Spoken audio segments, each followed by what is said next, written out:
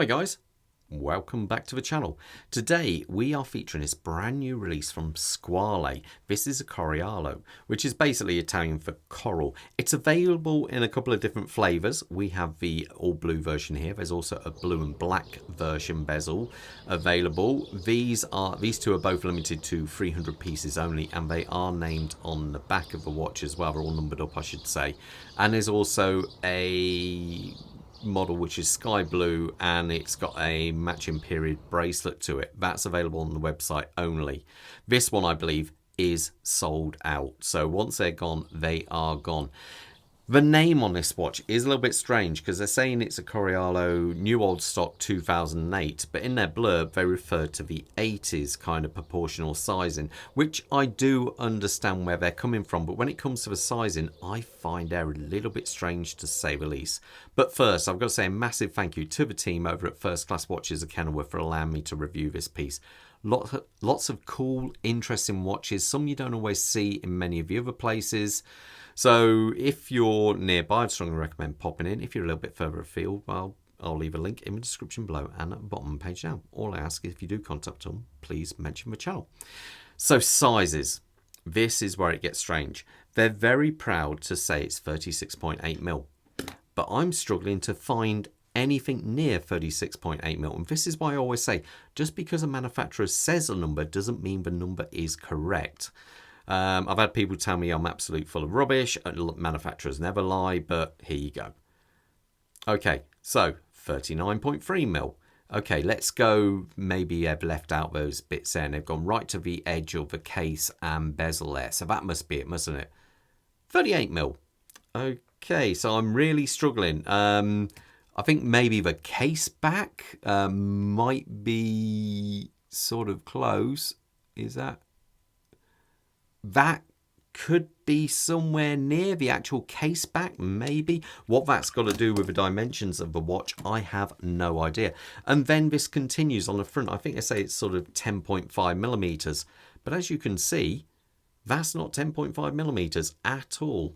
So, you know, even there, I must admit, it does look incredibly thin when you look at the side there, but at 11.7mm, believe it or not, my Zinyu 15 here is actually thinner than this watch here, but it's all down to case design, and this is how you can, you know, trick the eye into believing something is thinner than it actually is. The lug to lug on this watch is 44.5mm, and the strap size is 20mm. The dial itself, I think is actually very, very nice on this. It's got a lovely sunburst effect, you know, emanating from the center there. We do have applied hour markers, which are full of lume, as to the hands and partial parts of the bezel as well. Another interesting touch is the kind of chapter ring, you could say, reholt here, is almost a mirror, and you can actually see a reflection of the hand as it glides around the dial. It does make, you know, it makes it a little bit more interesting, let's say. We also have a date at the 4 o'clock position there. The polish on the hands and these hour markers is really nice. It really does kind of give it a very premium look. When it comes to the pricing of this watch, I should point out it is £1,830 before any kind of discounts. But to be fair, that's partially due to the movement which is in this watch. As we come past that, we do have a sapphire crystal. Now this one, where it gets a little bit strange, because it actually dives under the bezel, which I find can lead to a lot of kind of dirt getting under the bezel there. So I do prefer when it's more flush fit to the bezel.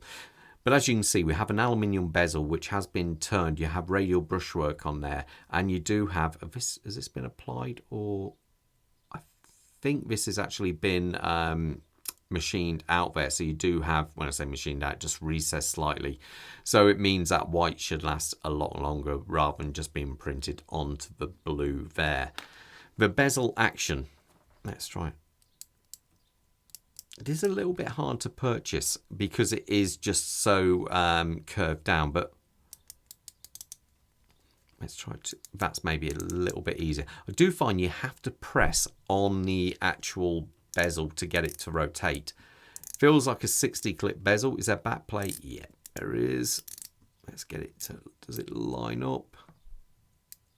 Yeah, there you go. So it lines up there. It's got a unique look to it. It's not going to be to everyone's taste, but overall it is quite a funky, different style watch. We do have a different finish. We have a polished on the bezel, and you have this vertical brushwork going on there. And I don't know if that's a serial number of a watch, maybe on the side. I'm not sure. It definitely harks back to a more vintage look with the spacing, well, not the spacing, the thickness of the lugs here. They are quite slim. And as we come around here, we have these big crown guards to that sign crown, which is a screw down crown. The watch does feature 200 meters of water resistance to it. Is that screwed in? Yep, that is. On the back, we've got a solid case back on there. We've got the numbers of the watch, all this lot going on there. Now, underneath there is the... Well, this is, again, it gets a little bit strange. They say it's the ETA 2892. I did put it on the time grapher. It was doing okay. I think it was coming out +1 second, give or take. So, the 2892 is a sort of like upgrade to the... 2892 is an upgrade to the 2824. But the jewel count on this, it says on their website, I think they say, oh, what is it? I think they say it's 25 jewels.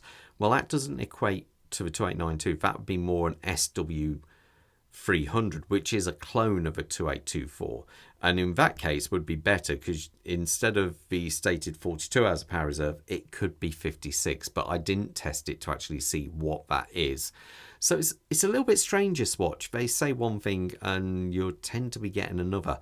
But it's one of those, it's got a unique look and it is something a little bit different. The actual strap on this watch, it's as you can see, a rubber strap is plenty of flex to it. As you can see, it's kind of definitely designed as a kind of more diver style watch because it is actually incredibly long. When I put it on my wrist, you will see. But I just kind of feel they missed a trick here. And if they'd gone for a blue strap, I think it would have looked so much better on this watch. Black just somehow, I don't know, just doesn't look right on it. You do have that big clasp up here.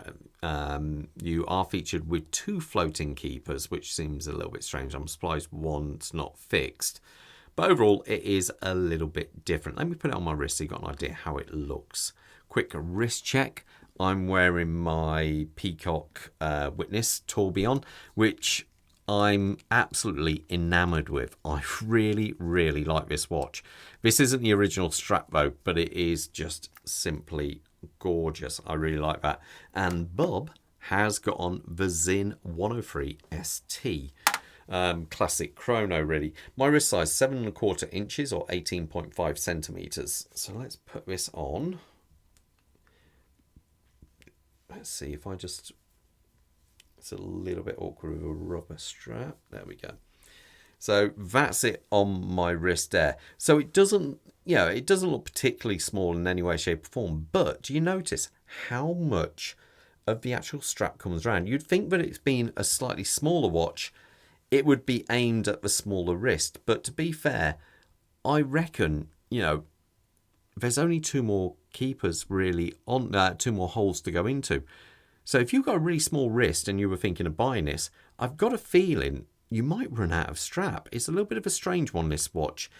Quirky, but strange. Let me know in the comments what you think of this one, guys. Anyway, most importantly, you all stay safe out there and see you in the next review. Bye.